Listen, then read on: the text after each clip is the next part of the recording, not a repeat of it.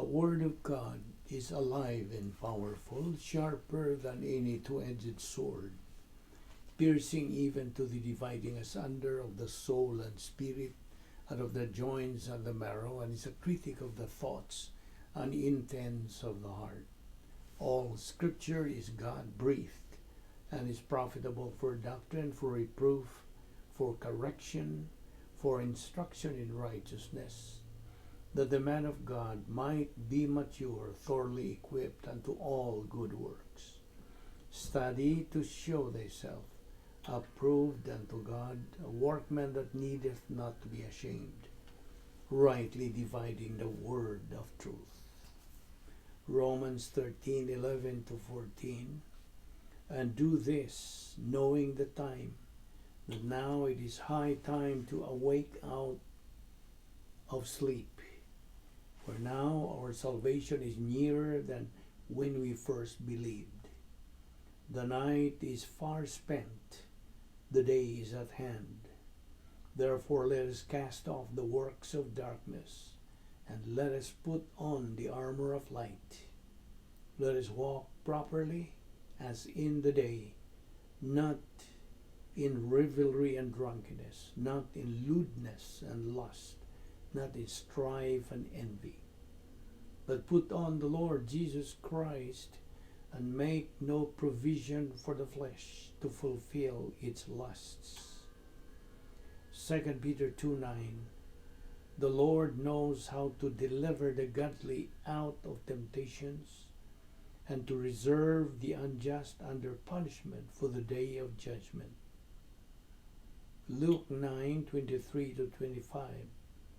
Then he said to them all, If anyone desires to come after me, let him deny himself, and take up his cross daily and follow me.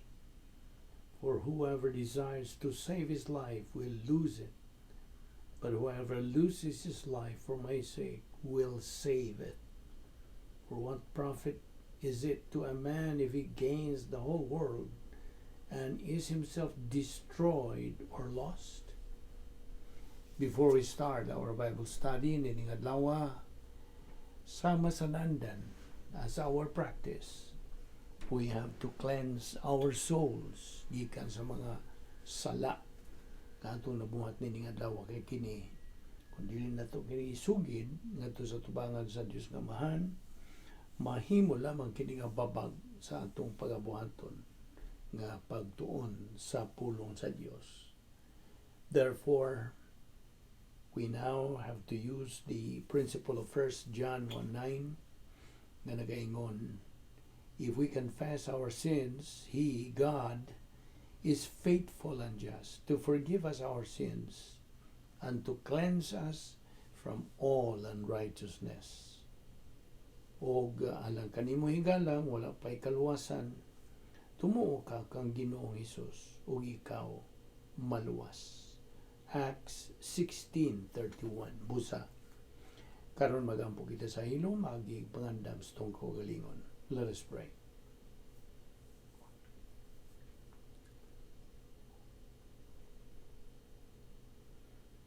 Balaan na mga Diyos, nagkapasalamat kami kanimo nining lain sa mga adlaw nga imong padangat kanamo.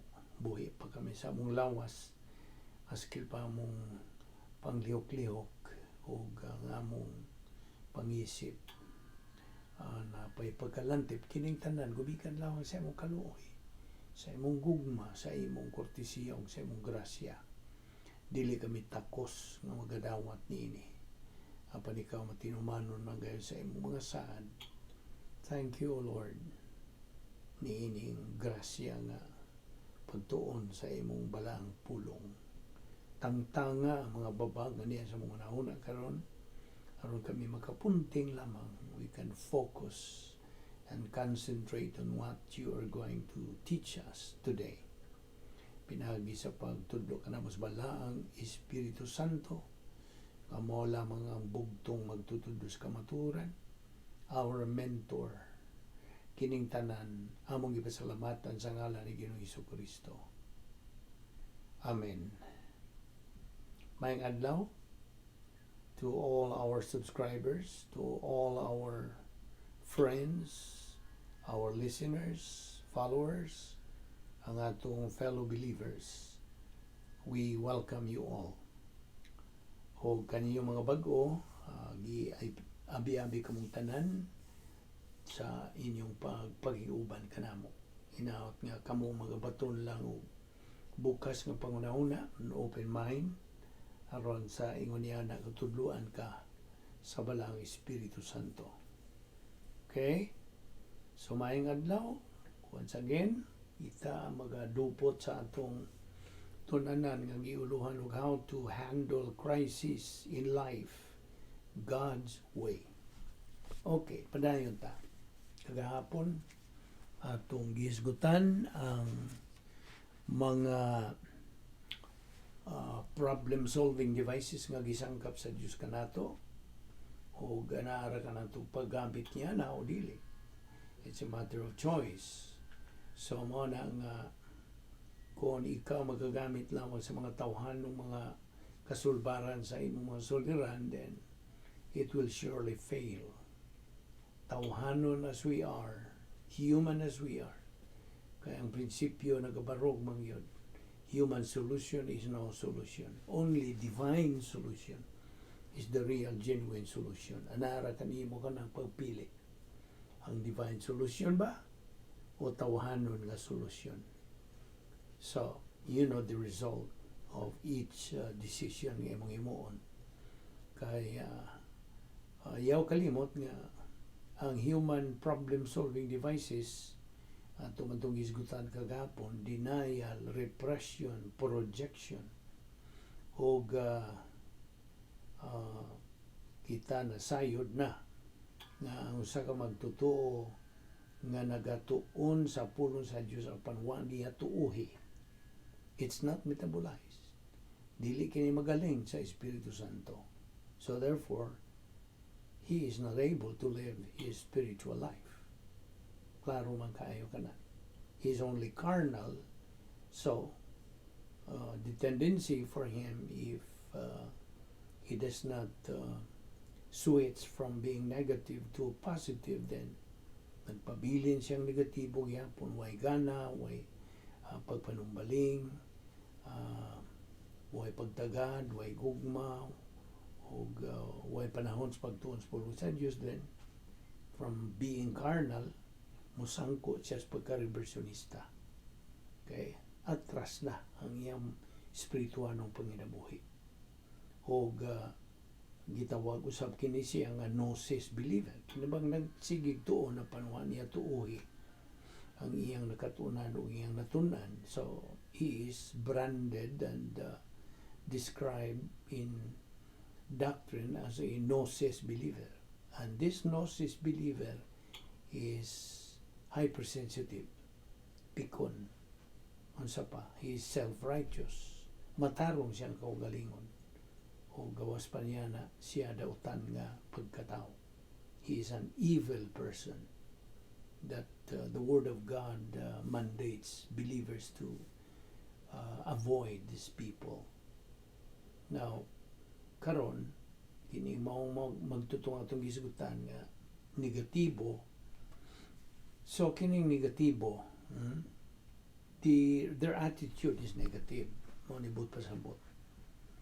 Negative kon bahin na sa mga kamatuoran, wa siya pagtagan. Way pagpanumbaling. Okay? So mao na nga kon imong dapiton lagi kini sila sa pagtambong o Bible study, like what we are doing, mudayon na siya o baliban. Makoy panahon na busy kayo. All of those. Daghang mga smoke screen, daghang mga pasangil, you see, kana, di mailan sa iyong pagka-negatibo. Kasabot ka. So, the tendency, padayon sa pagka-karnal, na reversionista na siya, kay tuwa naman siya magapuyo sa dapit nga may gahom ni Satanas, which we call the cosmic dynaspheres. So he will now live inside this cosmic system, CD1 and CD2, CD1, hatred complex. CD2,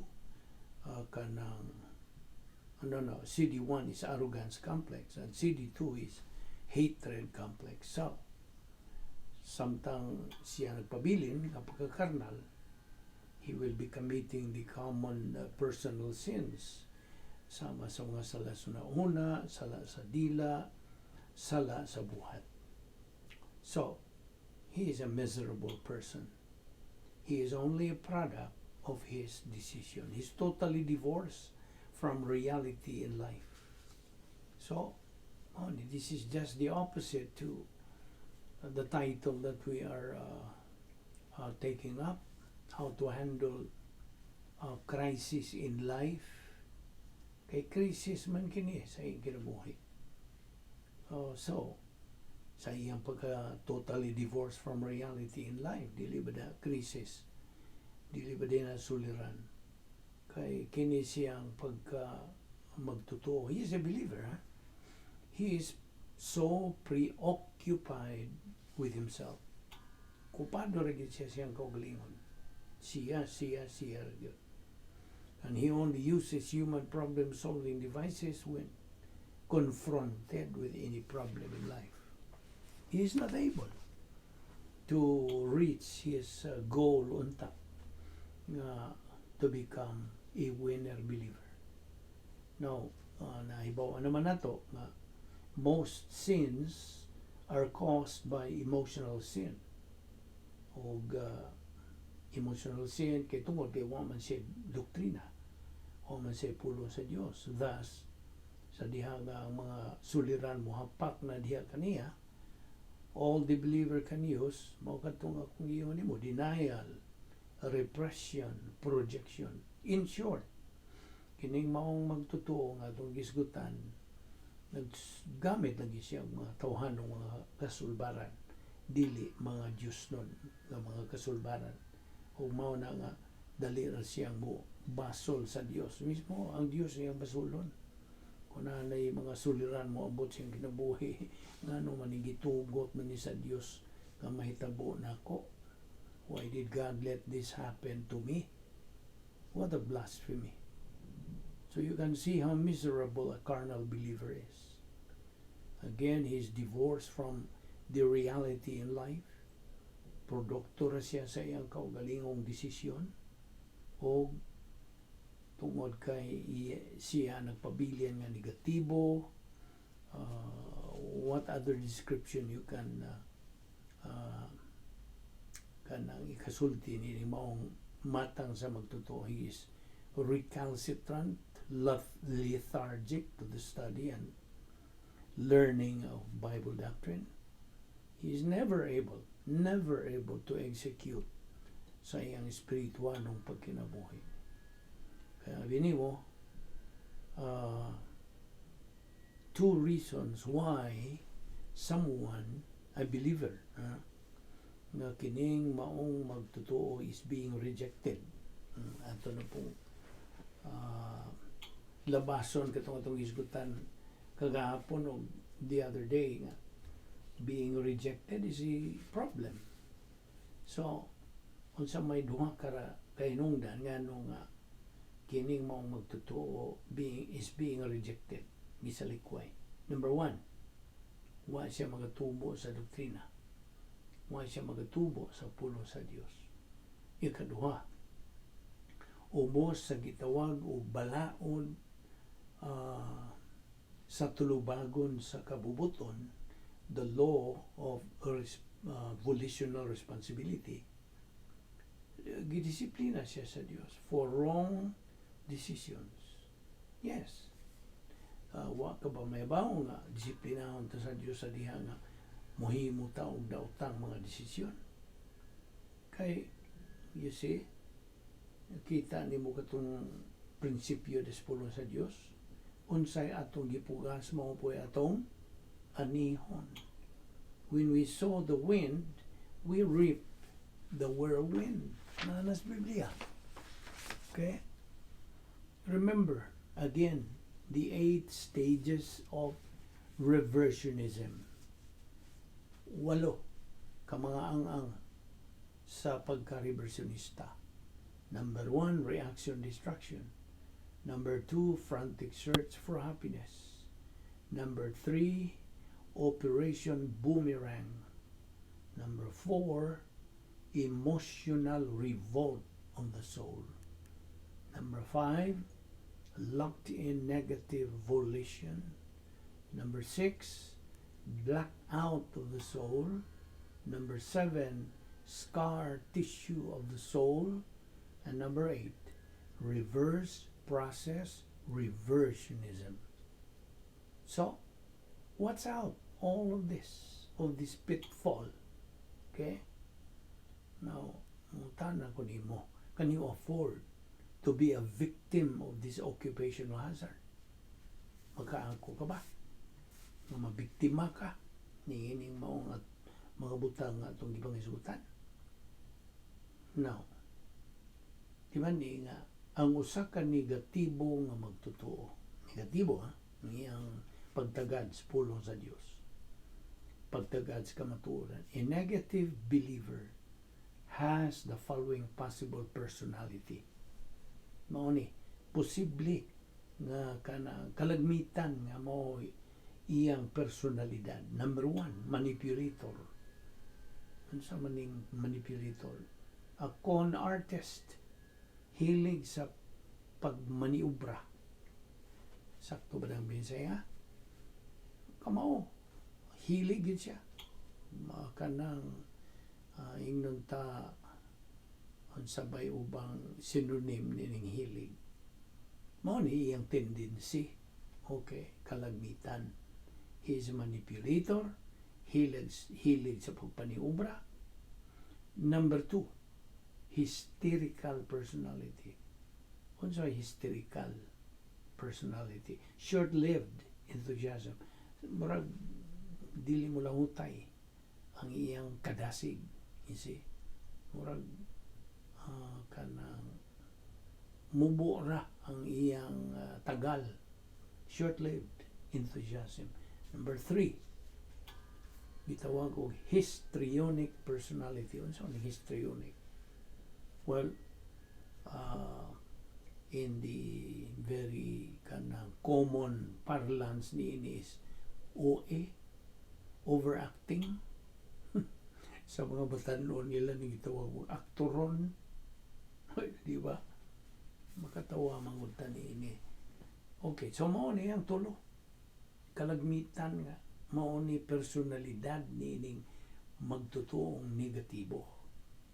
So, tutuki mong kaugalingon, you examine yourself nga waunta ka nga biktima niini. Now, okay, going back to the point of rejection. Sa diha nga ikaw nahimong biktima sa pagsalikway or ikaw mismo ang gisalikway, take a good look at your spiritual status. Tutuki, susiha, unsanay imong kahimtang spiritually. Ask yourself, ana ba ko sa sod sa akong operational divine sphere or outside of it? Because,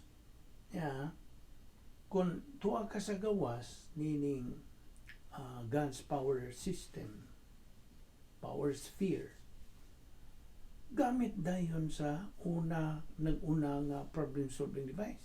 Unsa man? Be, ako kang tagang pasulit. Unsa man? Rebound. You see, ibaw ka nga, spirituality is absolute. Okay? Absolute. Either you are inside the operational divine sphere or outside of it. Duha ra imong kapilian. Just as life and death are mutually exclusive, mao man usab spirituality and carnality. Kasabot ka? Now, ang usa ka magtutuo nga nagapuyo sa iyang tukmang dapit nga may gahom sa Dios, di operational divine sphere. Kini siya nga nagapuyo niya, igura siyang mo tuwag, not react. meaning pagsalikway. Okay? So he does not react, he just responds to the rejection with the ginamit pag yun niya ang impersonal love. So kining maong magtotoo, he is a winner believer. Mananaog yun siya. Okay? He is not a victim of this, but a victor. Now, but while a believer who lives in the Cities, itong mga cosmic dynaspheres, readily reacts. Dali lagi na siya mo kanang sa to'y binisaya na ito gigamit ni ini. Dali ra siya musinta. Okay? Dali ra siya musinta o kanang well, anyway, makalimot punta na ito. Basta ka-react, not response. Dili siya mutubag, kung dili mo react lang ngadto sa rejection, uban pagyod sa mental attitude change. So, kining tawhana, kining maong magtotoo, is a loser believer. Pildiro. Natiwan nga ang pagsalikway, bahin kini sa atong pagsuway. This is part of our testing. So you can utilize the doctrinal rationale that's pertinent to that kind of testing. So sometimes, apan ang pagsalikway, sometimes, can be a kind of discipline for you. Yeah, mahimo kini nga disiplina alang kanimo kana kung karnal ka. So, what should you do? Evaluate yourself. Himo o pagtasal ang imong kaugalingon. Evaluate, pagtasal. Where you are residing, ka man magpuyo na baka sa operational divine sphere or to sa CD, cosmic dynaspheres. You see, if you are in carnality, use right away the first problem-solving device, rebound, and then keep moving. Ayaw hunong. Dili kaigo lang ka mo rebound niya. Maura? No. You will not last long. You will not last long if magpabilin lang ka igor kang i-rebound. Dili magsilbi na. For all you know, you will not last long. So keep moving. Evaluate yourself objectively, not subjectively.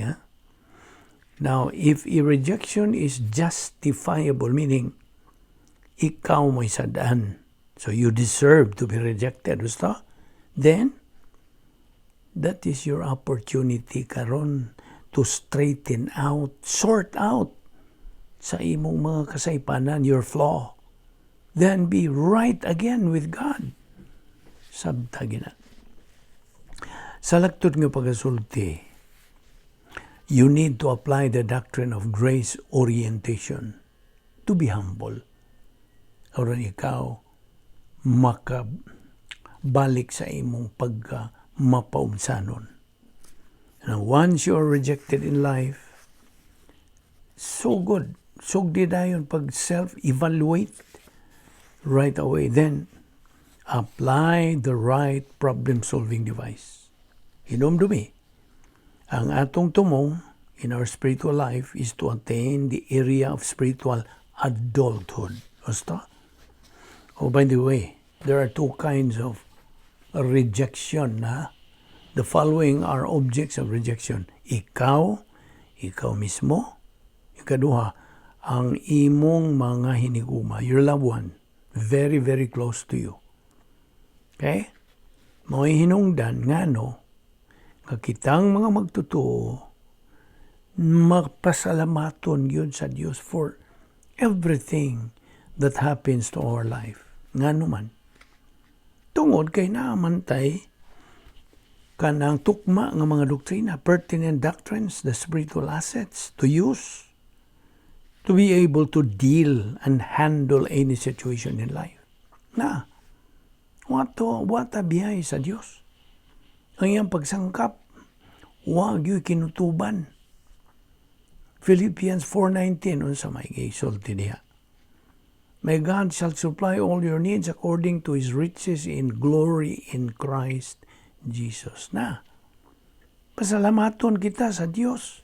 Na, bitaw na iyang mando. Give thanks in everything. Everything. Makauswagan ba na o kaparutan ba na, kapildihan ba na, pasalamat sa Dios. Kaya naatay pertinent doctrines nga iyang gisangkap ka na to.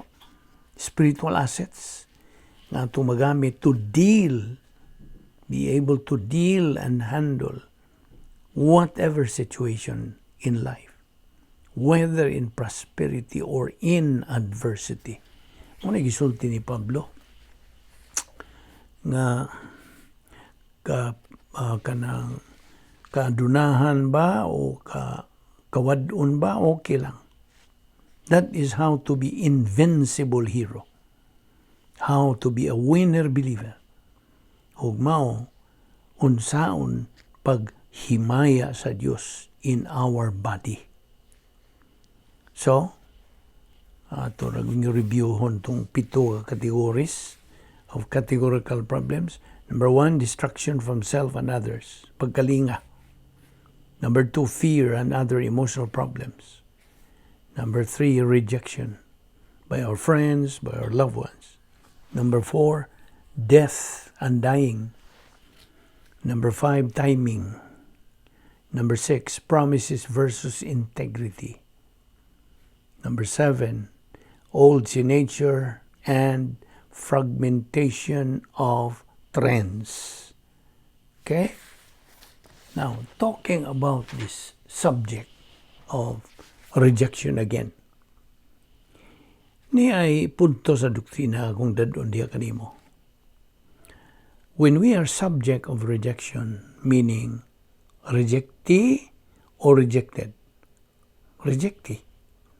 When we are the subject of rejection as rejectee,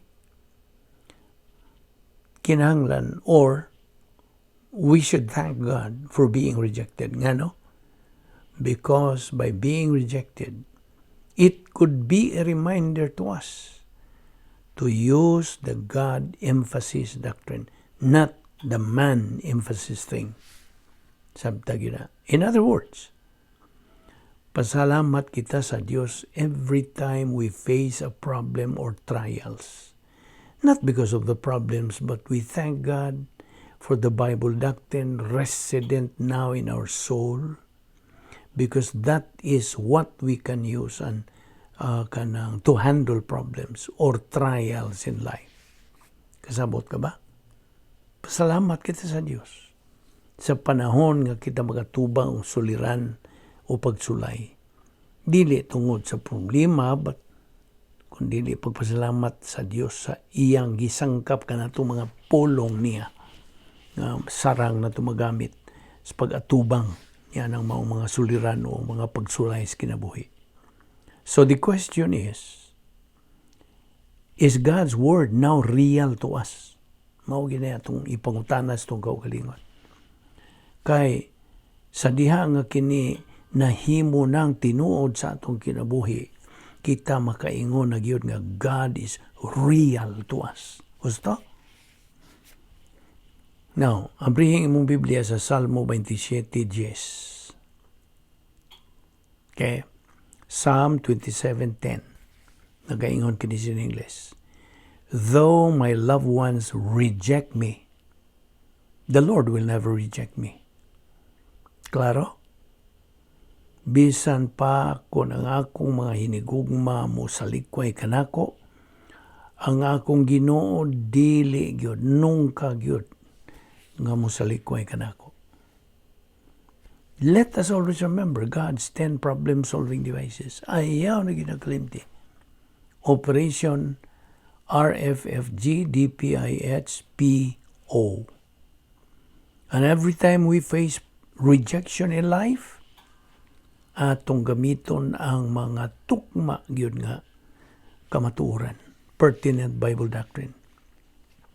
putting this rejection in the hands of God. Atong itunol kini ngadto sa mga kamot sa Dios. That's how to be a winner believer. So, kung buod kang mahimong mananaog, nga magtutuo, mao kini pahimangno, mando, kabubuton, pahinomdom sa Dios. Nga niya siya kanunay nagahuwat sa atong pagsangpit kaniya. Remember the forward line of troops, flat line of troops. Come forward to face the problems pinagi sa atong paggamit. Niining napulo ka mga paagis pagsulbad sa mga suliran. 10 problem-solving devices. So, God uses rejection so He can surprise us. Iya tang pakuratan. Sama niya itong naitabong Job. God uses rejection. Kung balikon, mugamit ang Dios ni ining pagsalikway aron kita mapakuratan. Pakuratan taniya. At that moment, He is going to look at us kung kita mugamit bagyod sa iyang 10 problem-solving devices. This time, you will either fail or be victorious sa imong espirituhanong kinabuhi. Kaya binimo, sa diha nga kita magpasalamat sa Dios for anything, any suffering in life, we are not actually thanking God for the suffering, kundili sa mga saan niya, ang pulong niya, nga gisangkap niya kanato, aron kita makaatubang, we can handle any suffering in life. We are able to handle crisis in life. Use the pertinent doctrinal rationale every time you face suffering in life. Gamita. This is a challenge. But again, ang prinsipyo mo barog yun gihapon, it is a matter of choice. Nara sa atong pagpili. Remember our goal. Unsay atong goal, unsay atong objective, ang atong tumong. To attain the area of spiritual adulthood. Kay this is just the very kanang time nga ikaw makakabot na gyud sa imong ultimate goal samtang niyata sa ikaduhang bahin sa plano sa Dios nga maong spiritual maturity, the capacity stage nga diin na kay katako sa pagkinabuhi, katako sa paghigugma, katako sa pagdawat ng mga panalangin. Diha nimo mahimaya ang Dios. Ephesians 3:11, God has provided us all the provisions in the heavenly places samtang aniya pagita dinhin ining kalibutan na. So, himo og pagtasal imong kaugalingon kung ang pulong sa Dios nga imong gigamit now ipinosis bagyod nga doktrina, metabolize bagyod doktrina, not only gnosis doctrine. Kining gnosis doctrine, as we know, is only academic knowledge. So, ato ning ipadayon ugma. Di nilang una kita kutob karon ayog sipiat sa pagsunod ni ining atong series nga pagtuon sa pulong sa Dios. Magampo ta. Balaan na mo nga Dios, nagapasalamat kami kanimo ni ining grasya nga among ipahimuslan. Dada kami pagbalik na usab ugma aron kami makapadayon. Ni among pagtubo pinagis pagtuon sa imong mga balaang pulong nga among magamit aron kami mahimong mga mananaog diha sa imong atubangan. This is our goal, to become spiritually mature and become winner believers. Kining tanan among gipasalamatan sa ngalan ni Ginoong Hesukristo. Amen.